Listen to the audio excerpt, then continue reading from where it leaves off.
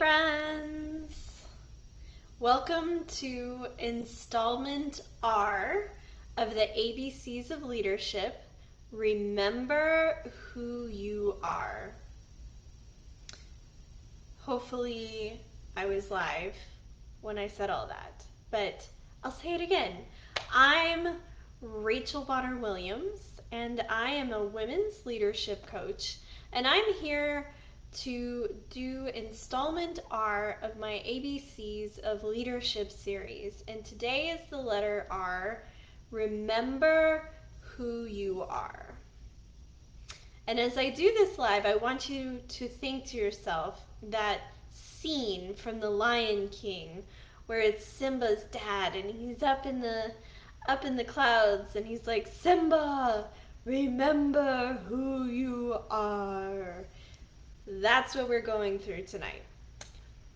So, as king of your jungle, as a lion frog leader, it is so important to know who you are. And this ties into this authentic leadership that you hear me talk about all the time. In order to be an authentic leader, you have to have this surety and certainty of yourself that results in a laid-back confidence, not that prideful pseudo-confidence where you're constantly pushing yourself out at everybody, wanting them to like you. Nobody likes that energy. But this like laid-back centeredness within yourself. And that laid back, authentic confidence, that centeredness, comes from knowing who you are. At the time of this recording, I just wrapped up my superpowered group coaching program, and honestly, I've got to say, it was one of my best programs yet. And the reason for that is because I took 4 women through a process to help them reconnect with their strengths and then own them. Because I think a lot of times as women, we tend to disregard or discount or belittle the very gifts that make us who we are, that are our divine gifts. There's that quote, and I'm pretty sure I've said it in this series before, by Einstein, everyone's a genius. If a fish spent its entire life trying to climb a tree, it would believe that it was stupid. You want to find your zone of genius, your unique strengths, and then once you hear them, you can't just know them, you also have to receive them and embody them. And y'all may have seen me post on my page about how I took the Gallup Strength Assessment back in 2012, and my top strength was woo. And I was like, what the hell is woo? Like, I sounded like some magical fairy dust, like airy fairies, all these values, empathy and positivity and woo. And at the time, I was this environmental project manager for energy projects, and I was in a much different role. And so when I got my strengths, I totally rejected them. I was like, what is this BS? Like, what do I do with this? This thing's got to be all wrong. No, dear audience, I was making myself wrong by disowning who I really was. Fast forward almost 10 years later. I can't believe it's almost 10 years later. That's insane. It makes total sense that those are my unique gifts, my strengths, because it makes me the coach that I was always meant to be, the coach that I was born to be a leader for women to help them find and use their unique voice and their unique strengths and their unique gifts. And this ties together all the other letters because when you know who you are, when you own your strengths, which gives you that laid back, authentic confidence, you just start living for you. You start doing the things that inspire you. And you naturally light up from within. And then, naturally, people are going to want to know, what is she doing?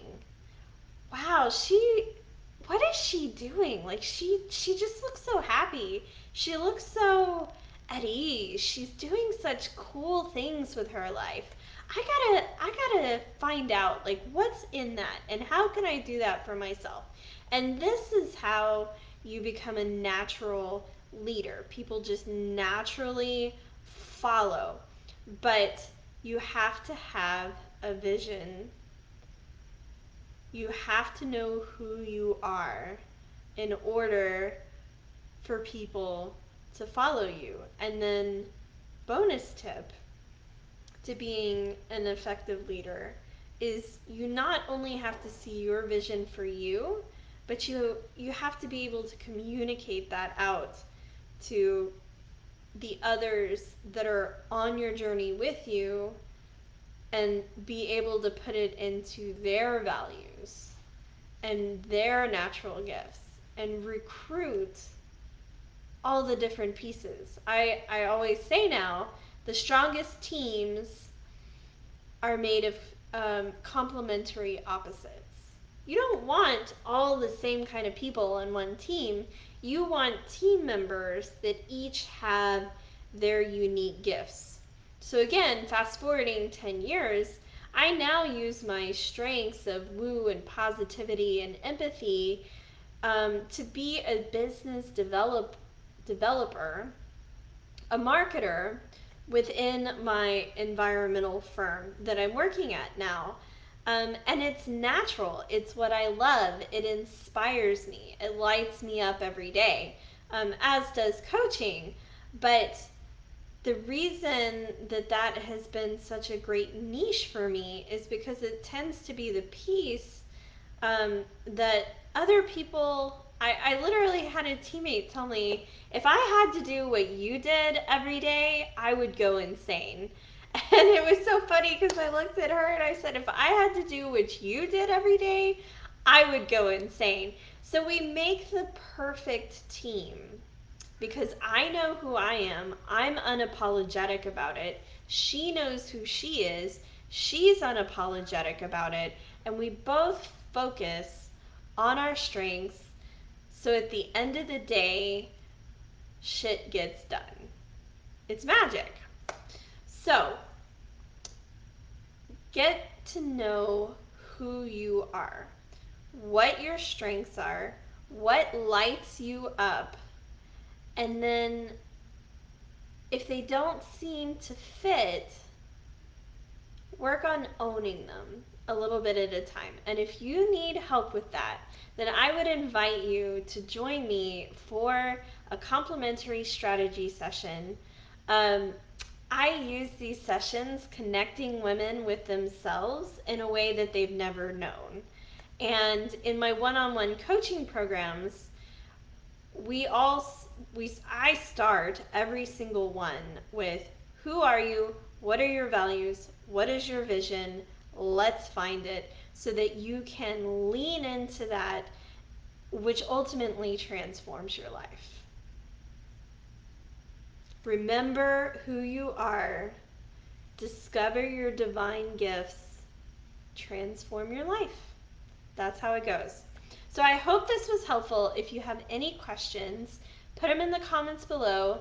Let me know if embodying who you're meant to be is something that you've been working on, something you've never heard of, or something you really want to try.